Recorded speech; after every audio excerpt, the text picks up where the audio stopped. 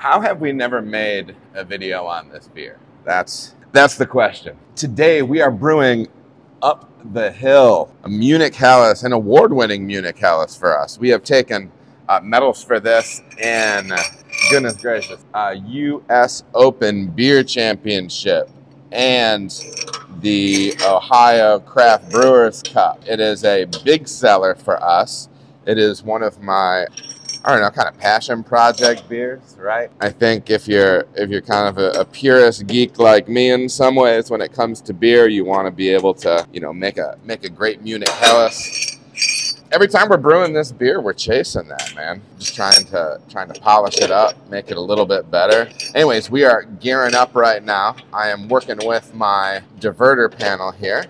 What a diverter panel is behind it, there's a couple of pumps, and we have all these ports that are connected by these unions, or like these telephones that connect everything. Just these little unions. When I'm being really corny, I like to do things like this. I'll be talking to a coworker, and then I say, oh, hold on a second. Hello. I'm not easy to work with. But we just recirculated our hot liquor tank. The reason we do that is that hot liquor tank will stratify and we'll get cooler water on the bottom. And so I like to turn that over and make sure we're getting a nice uniform water temperature everywhere. We're gonna set this stuff aside, and then this is ultimately going to be put back together into our runoff line for our brew day.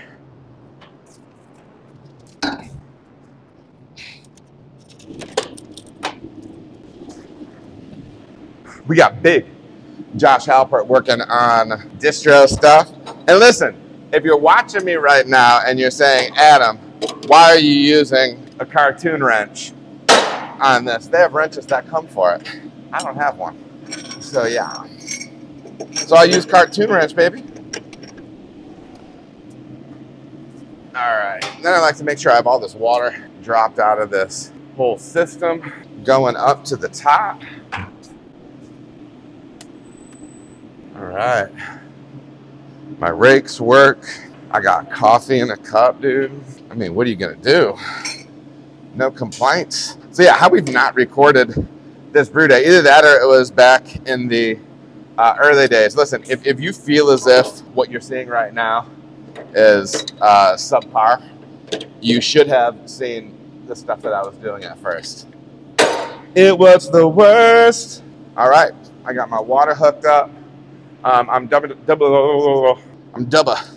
checking. I'm gonna double check that my door is closed, all the valves that I need closed are closed. I like to touch them because I'm tactile. How do you feel about how tactile of a person I am, Josh? He wishes I was tactile with him. He's into the Josh is, and what I mean by that is Josh is into combat sports.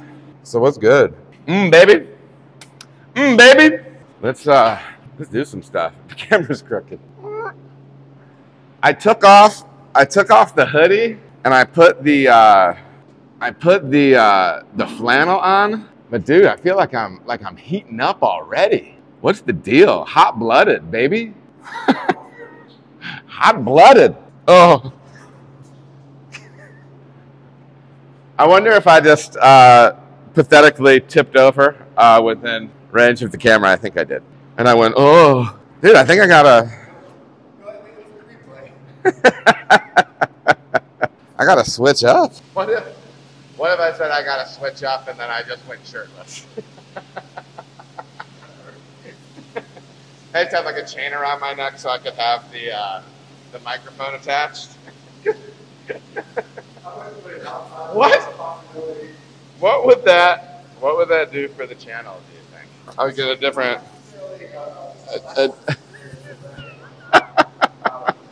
might also have to switch on YouTube. Oh man, I tell you what. All right, we're back in the streets. Different shirt on from being too stupid here. Everything's open. Let's zero out. Let's get it popping. Okay. Okay.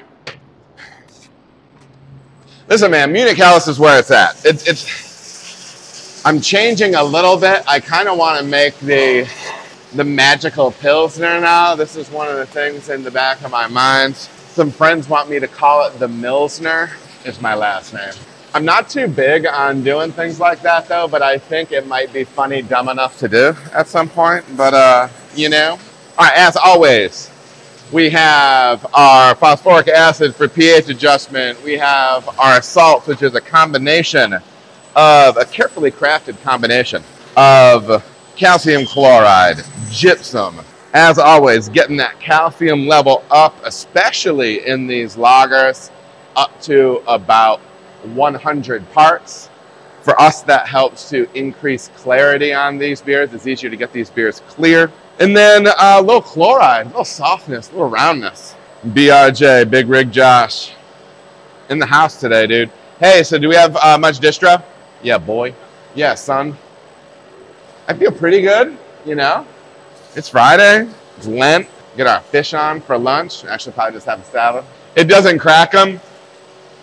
Sometimes the other caustic can do like micro cracks on them.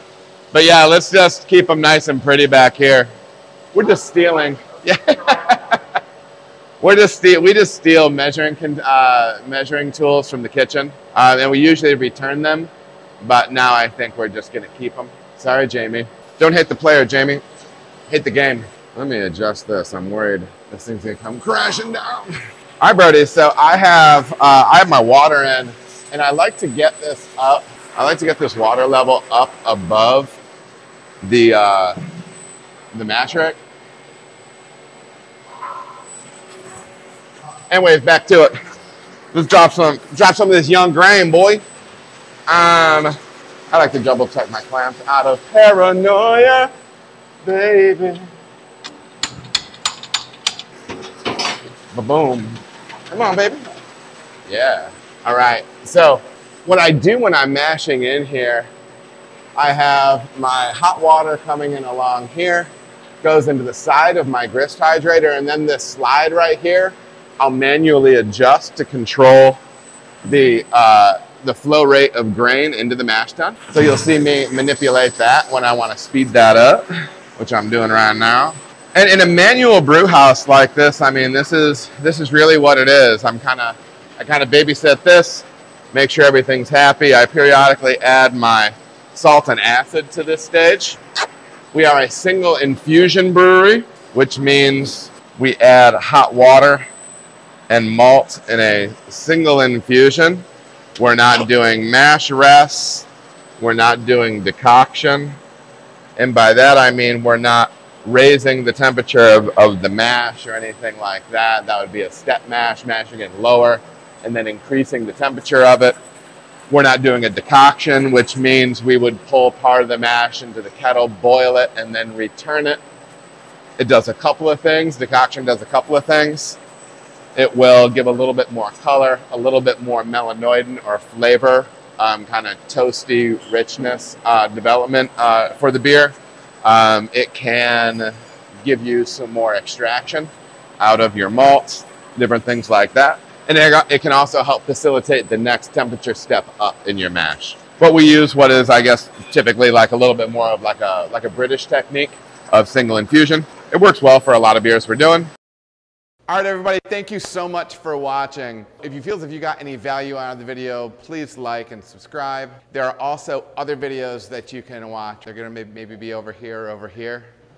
Appreciate you watching.